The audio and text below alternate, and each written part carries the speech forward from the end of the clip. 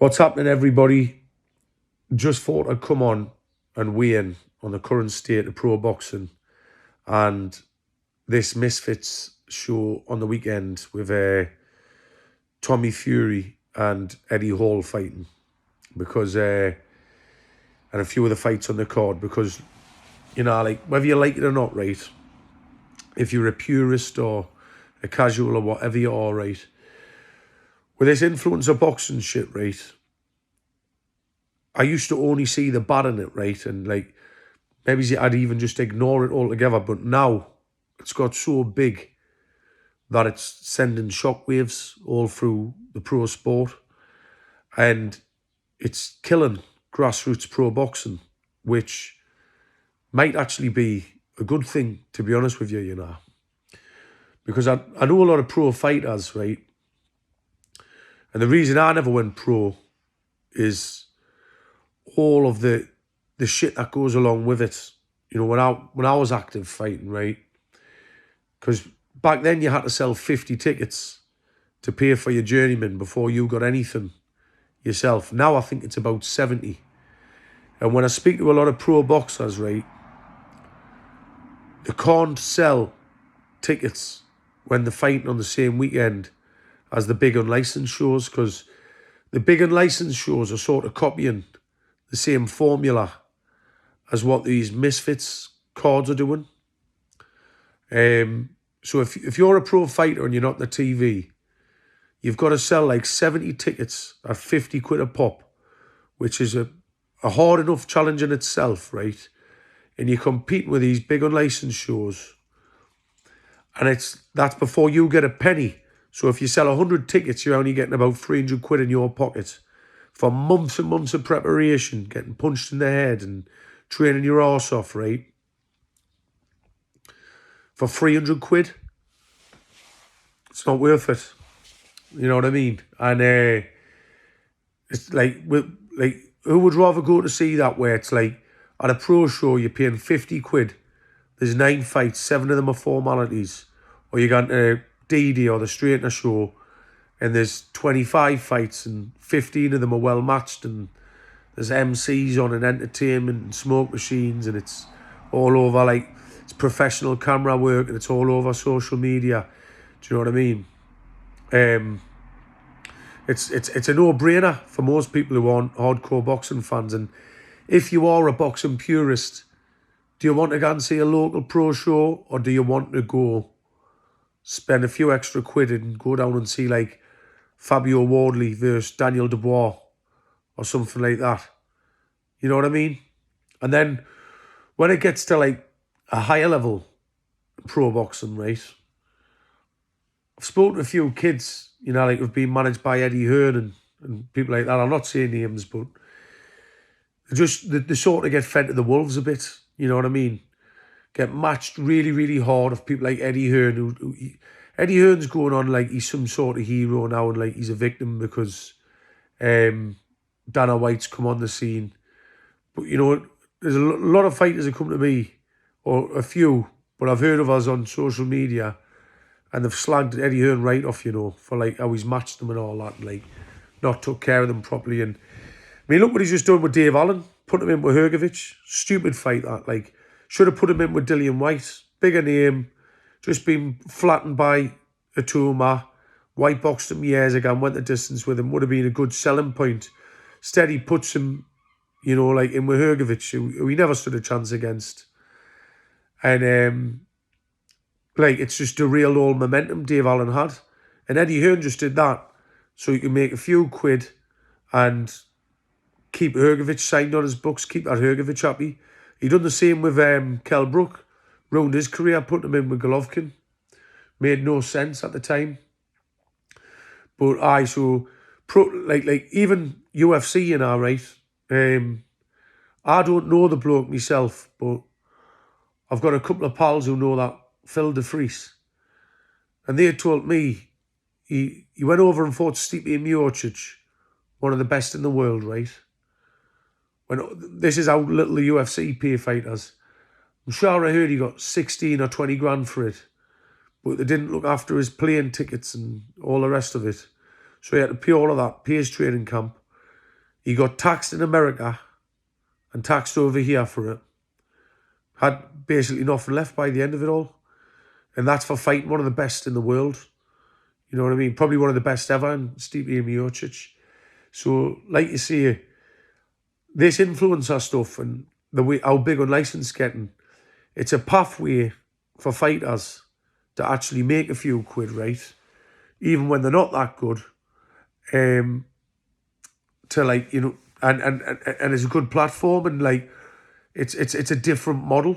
And hopefully like it, even though, right, what I don't like about it is you've got pure knackers headlining cards instead of proper fighters, you know what I mean? Like for like most of these, when you look at them, like that big stacks, right?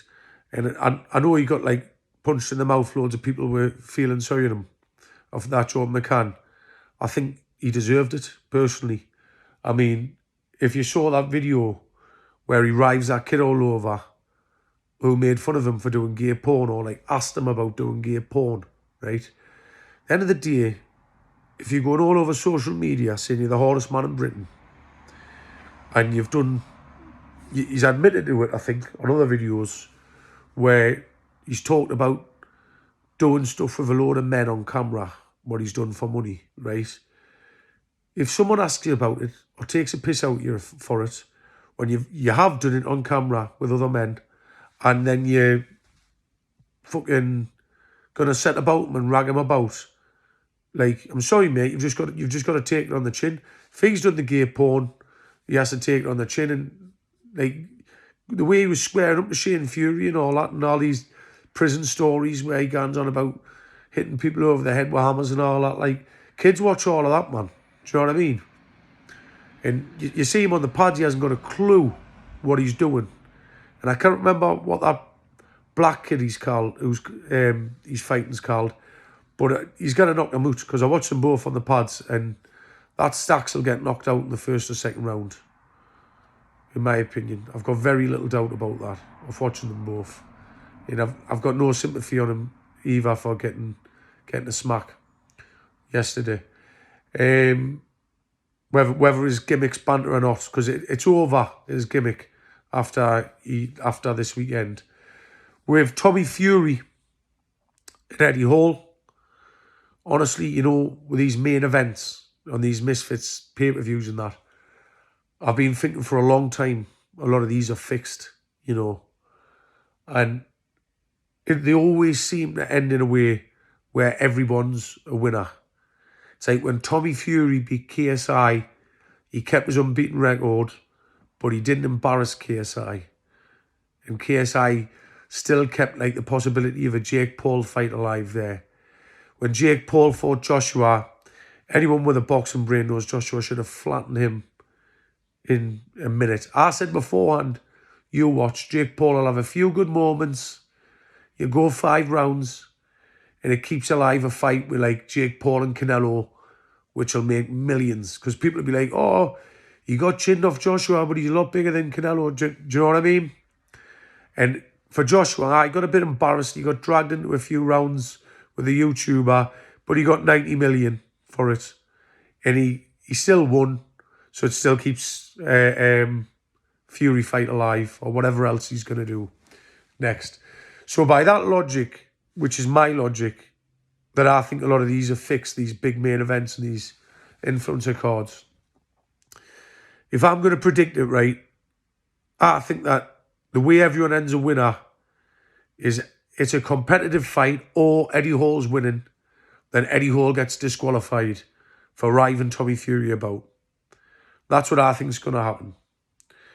If it's not like that, and it's all on the level, I think Tommy Fury wins on points quite convincingly.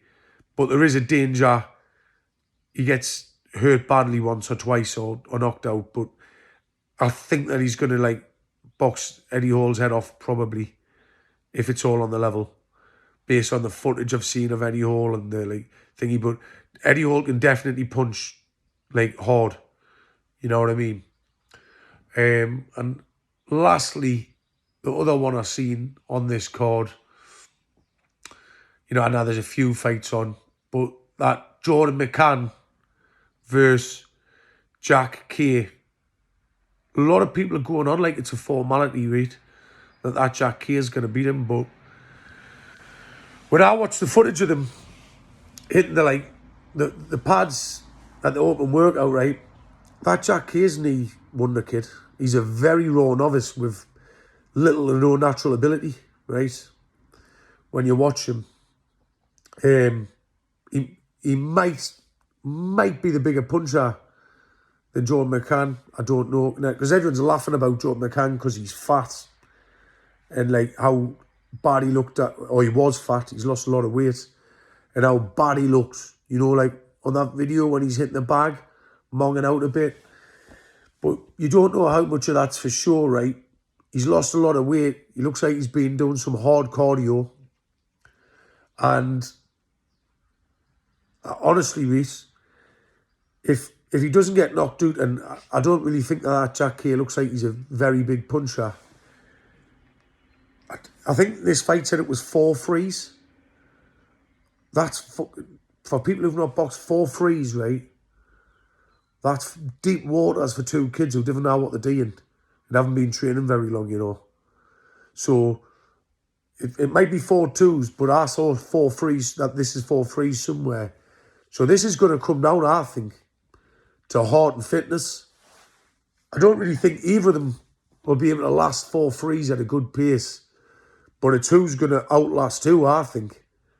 And I think that John McCann might be the fitter of the two of them. You know what I mean? But it's a hard one to call, but I just think don't write that John McCann off yet, like, you know what I mean? Because I just think that it's no formality, you know what I mean? It's a hard one to call. I'll reserve judgment on that one, but like you say, I think that John McCann looks like he's been doing the harder cardio. Looks like he's tightened up a bit, and he's been training hard. And I think it's a 50. Like people are going on like it's some sort of formality. Like I really, really don't think it is. Like, but it'll be interesting to see what happens. Anyways, I might take an hour off tomorrow and chill out and watch the last couple of fights. But let us know your thoughts, folks, and I'll catch you next time I'm on here.